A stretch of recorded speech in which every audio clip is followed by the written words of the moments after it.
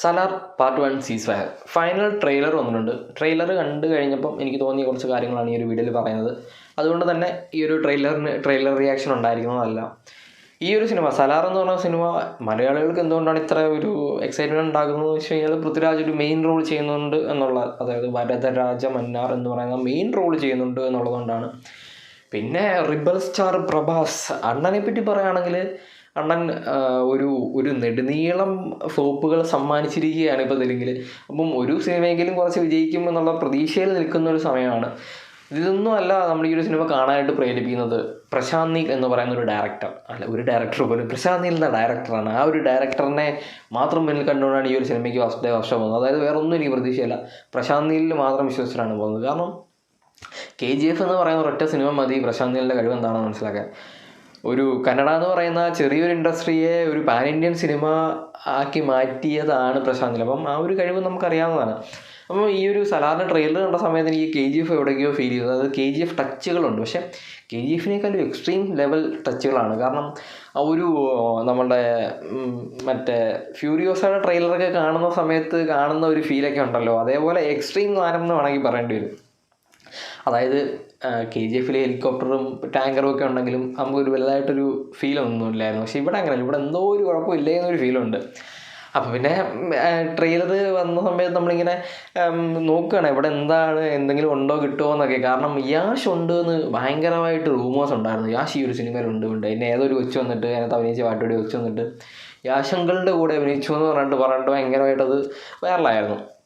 അപ്പോൾ ഒരു ട്രെയിലറിനകത്ത് എവിടെയെങ്കിലും യാഷിനെ കാണിക്കുന്നുണ്ടോ എന്ന് ഞാൻ നോക്കിയ സമയത്ത് ഒരു ബാക്ക് ഷോട്ട് എനിക്ക് ഭയങ്കരമായിട്ട് കണ്ടിട്ടത് യാഷിനെ പോലെ, അതായത് റോക്കി ബായ് ആണെന്ന് ഞാൻ പറയാം, യാഷിനെ പോലെ ഭയങ്കരമായിട്ട് ഫീൽ ചെയ്തു.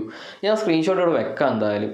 പക്ഷേ അത് യാഷ് ആണോ എന്ന് ഉറപ്പൊന്നുമില്ല, പക്ഷേ മേ ബി ആകാം എന്നാണ്. അപ്പം ബാക്ക് ടു സലാറിലേക്ക് വരികയാണെങ്കിൽ കാൻസാവ് എന്ന് പറയുന്ന ഒരു വലിയ നഗരം അല്ലെങ്കിൽ വലിയൊരു സ്ഥലം, അവിടുത്തെ രാജാവ് എന്നുള്ള നിലയ്ക്ക് രാജാവ് എന്നുള്ളതിൽ രാജയോ ഓക്കെ അത് രാജമന്നാറിൻ്റെ മകനാണ് വരദരാജ മന്നാർ. അതായത് അടുത്ത സക്സീഡർ എന്ന് വേണമെങ്കിൽ പറയാം, നമ്മളുടെ വാരിസ്, അടുത്ത വാരിസ്. അപ്പോൾ വാരിസിൻ്റെ അല്ലെങ്കിൽ വരദരാജയുടെ ബെസ്റ്റ് ഫ്രണ്ടാണ് സലാർ.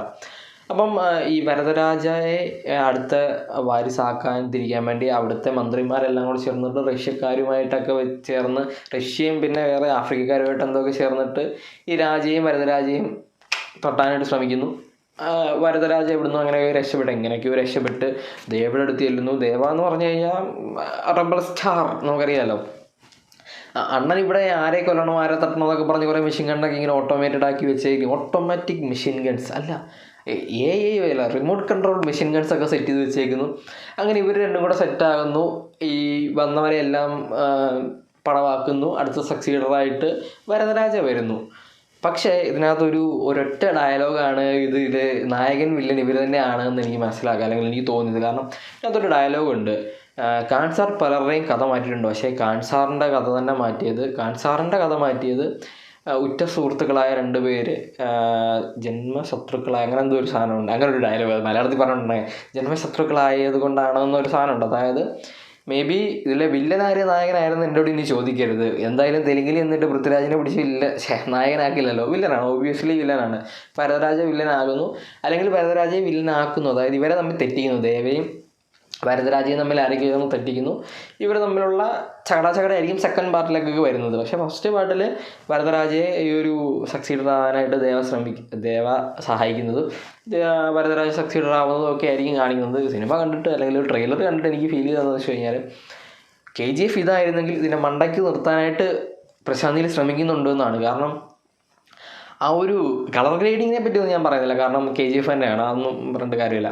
പക്ഷേ കുറച്ചും കൂടെ ഒരു എക്സ്പ്ലോഷൻ കാര്യങ്ങൾ അല്ലെങ്കിൽ ആക്ഷൻ സീക്വൻസുകൾ കൊണ്ടുവരാനായിട്ട് ഇതിനകത്ത് കുറച്ചും കൂടെ ശ്രമിക്കുന്നുണ്ടെന്നാണ്. അതായത് KGFിൽ മാസ്, അതായത് കൂളിംഗ് ഗ്ലാസ്, കണ്ണാടി, സിഗരറ്റ് നടത്താം, അതായിരുന്നെങ്കിൽ ഇവിടെ കുറച്ചും കൂടെ ഫൈറ്റിങ് കാര്യങ്ങളും കൊണ്ടുവരാനായിട്ട് ശ്രമിക്കുന്നു. അതുപോലെ പൃഥ്വിരാജ് കുറേ നാളുകൾക്ക് ശേഷമാണ് ഇങ്ങനെ ഒരു എക്സ്ട്രീം ഫൈറ്റ് സീക്വൻസ് ഒക്കെ ചെയ്യാൻ പോകുന്നത്, അതും പ്രഭാസിൻ്റെ കൂടെ ആണ് എന്നുള്ളതാണ്. അപ്പം അതൊക്കെ ഇങ്ങനെ വർക്കൗട്ട് ആകും എന്ന് കാണാൻ വേണ്ടിയിട്ടാണ് ഞാൻ വെയിറ്റ് ചെയ്യുന്നത്. അതേപോലെ തന്നെ പ്രഭാസിൻ്റെ കുറേ നാളുകൾ, ഇതിനു മുമ്പ് ഏതായിരുന്നു, ആദിപുരുഷായിരുന്നു, അതിനു മുമ്പ് വേറെ ഏതായിരുന്നു, രാധേശ്യാം, അങ്ങനെ കുറേ സിനിമകൾ. അതായത് നമ്മളുടെ മറ്റേ സിനിമയുടെ പേരെന്തുവായിരുന്നു, മറന്നുപോയി, മറ്റേ സാധനം ബാഹുബലിക്ക് ശേഷം തുരുതുര മറ്റേ ബും അതായിരുന്നു, ഫ്ലോപ്പുകളായിരുന്നു, പടക്കങ്ങളായിരുന്നു.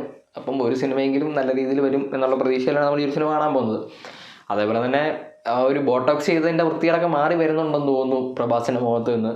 ഇനി എന്താകുമെന്ന് സിനിമ കാണുമ്പോഴേ അറിയുള്ളൂ. ആ ഒരു ലാസ്റ്റ്, ഞാൻ പറയാൻ പറഞ്ഞൊരു കാര്യമുണ്ട്. നായിക ശ്രുതി ഹസനെ ഒരൊറ്റ സീൻ അല്ല 2 സീനിൽ കാണിക്കുന്നുണ്ട്. ഇത് നായികയ്ക്ക് റോളുണ്ടെന്ന് എനിക്ക് തോന്നുന്നില്ല.